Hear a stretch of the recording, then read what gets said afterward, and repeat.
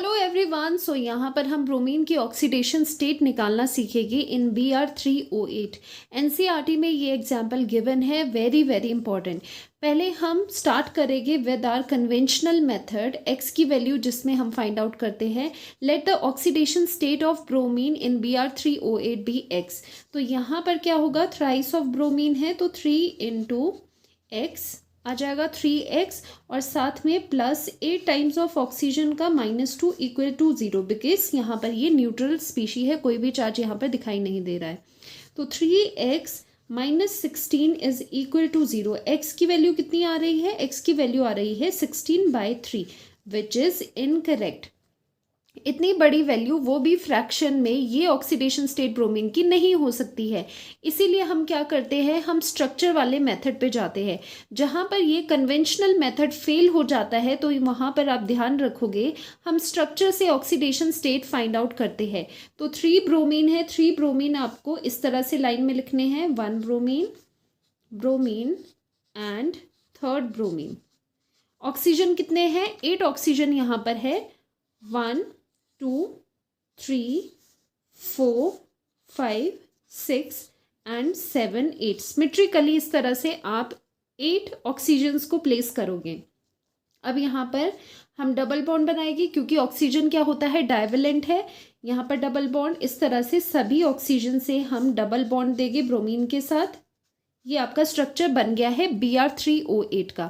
अब oxidation state कैसे find out करनी है, उसके लिए एक चीज़ आपको ध्यान रखनी है। For each single covalent bond जिसका मोर इलेक्ट्रोनेगेटिव एटम होगा, that gets -1 charge, and least electronegative atom gets +1 charge. एक कोवलेंट बॉन्ड के लिए ये बात हो रही है, क्योंकि उसमें क्या होता है, जो मोर इलेक्ट्रोनेगेटिव एटम होगा उसकी तरफ अट्रैक्टेड ज़्यादा होगी शेयर्ड पेयर के इलेक्ट्रॉन। अब यहाँ पर आयनिक बॉन्ड की तरह आप ये नहीं कह सकते कि पूरा का पूरा इलेक्ट्रॉन एक की तरफ होगा। हम ये कह सकते हैं कि वहाँ पर मोर इलेक्ट्रोनेगेटिव एटम की तरफ इलेक्ट्रॉन है, सो वहाँ पर -1 आप उसको मार्क कर दोगे कि इलेक्ट्रॉन डेंसिटी इसकी तरफ है। ऑक्सीडेशन स्टेट निकालने के लिए ये बात हो रही है ईच कोवलेंट बॉन्ड की। अब यहाँ पर 2 बॉन्ड है तो कैसे करेंगे, यहाँ पर देखो, यहाँ पर अब क्या है, ऑक्सीजन के पास 2 बॉन्ड है। एक बॉन्ड का यहाँ पर ऑक्सीजन ज़्यादा इलेक्ट्रोनेगेटिव होता है ब्रोमीन से, तो एक बॉन्ड का -1 आया, दूसरे बॉन्ड का इसके पास -1 आया, तो टोटल 2 बॉन्ड के ऑक्सीजन ने लिया -2, और बॉन्ड की जो दूसरी तरफ है, जो लीस्ट इलेक्ट्रोनेगेटिव एटम है, उसको मिलेगा +1। तो यहाँ पर भी ये 2 बॉन्ड है, इसीलिए यहाँ पर इसको मिलता है +2। इस ऑक्सीजन का -2, इस डबल बॉन्ड की वजह से ब्रोमीन के ऊपर +2, और साथ ही में ऑक्सीजन का -2 यहाँ पर हो गया, और इसी डबल बॉन्ड की वजह से ब्रोमीन के पास आ जाएगा +2। अब यहाँ पर एक चीज़ देखो, ये वाला भी तो बॉन्ड है, इस बॉन्ड का भी तो कंट्रीब्यूशन है या नहीं, नहीं होगा, बिकॉज ब्रोमीन सेम एटम्स है, साथ ही में इनकी सराउंडिंग भी सिमिलर है, तो यहाँ पर इलेक्ट्रोनेगेटिविटी डिफरेंस ज़्यादा नहीं होगा, जिसकी वजह से इस बॉन्ड की वजह से ब्रोमीन पे 0, इस बॉन्ड की वजह से ब्रोमीन पर भी 0, शेयर्ड पेयर ऑफ इलेक्ट्रॉन बिल्कुल सेंटर में रहेंगे।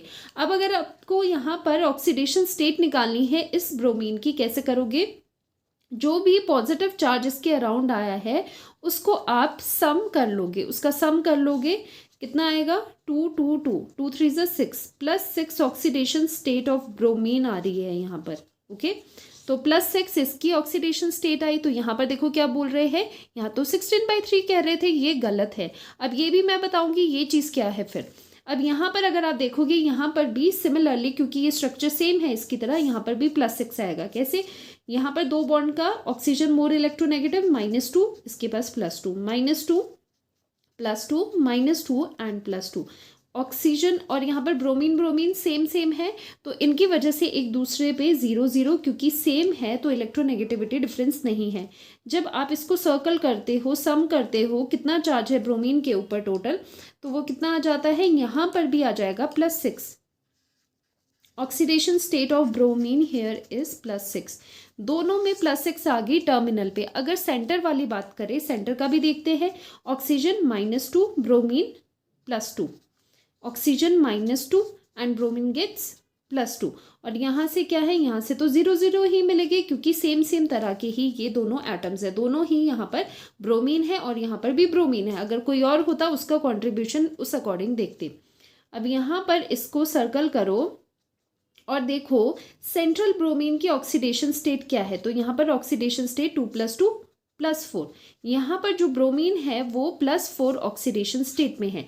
तो अगर आपको आंसर रिपोर्ट करना हुआ तो इस स्पीशी में 3 ब्रोमीन प्रेजेंट है, 3 ब्रोमीन के एटम्स प्रेजेंट है, एक का +6 ऑक्सीडेशन स्टेट है, सेंटर वाले का +4 है और अगेन दूसरे टर्मिनल वाले का +6 है। तो ये ऑक्सीडेशन स्टेट्स है और जब मल्टीपल चॉइस में आपके पास ऑप्शन होगा तो आप +6, +4 पे टिक करोगे। देखो एक चीज समझना, कहीं पर भी अगर आपके पास फ्रैक्शन में ऑक्सीडेशन नंबर आता है दैट मीन्स वो एवरेज ऑक्सीडेशन नंबर होता है एक स्पीशी का, एक एटम का उस स्पीशी में।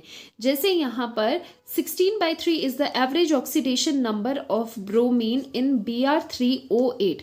अब कैसे है, जैसे यहाँ पर 3 ऑक्सीडेशन नंबर्स यहाँ पर निकल चुके हैं, जब आप इसका एवरेज करोगे ना, एवरेज कैसे करते हैं, जो वैल्यूज होती है उसको डिवाइड करते हैं। अब 3 नंबर में है, डिवाइडेड बाय 3 करोगे, +6 +4 +6 डिवाइडेड बाय कितने ब्रोमीन्स है, 3 ब्रोमीन है।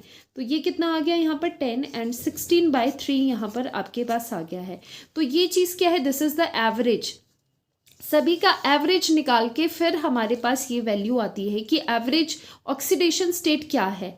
लेकिन अगर आपको पर्टिकुलरली पूछ रहे हैं एक ब्रोमीन एटम की क्या ऑक्सीडेशन स्टेट है, तो आप इस तरह से स्ट्रक्चर वाले मेथड पे जाओगे। तो यहाँ पर जब भी फ्रैक्शन में ऑक्सीडेशन स्टेट आती है उसका मतलब है एवरेज ऑक्सीडेशन स्टेट है। तो एक्चुअल जो रियल ऑक्सीडेशन स्टेट है एक ब्रोमीन की वो कैसे निकलते हैं, उसका एक ही मेथड है, स्ट्रक्चर पे आपको जाना पड़ेगा। तो इस मेथड को हम स्ट्रक्चर मेथड भी कहते हैं या फिर इसे हम केमिकल बॉन्डिंग मेथड भी कहते हैं।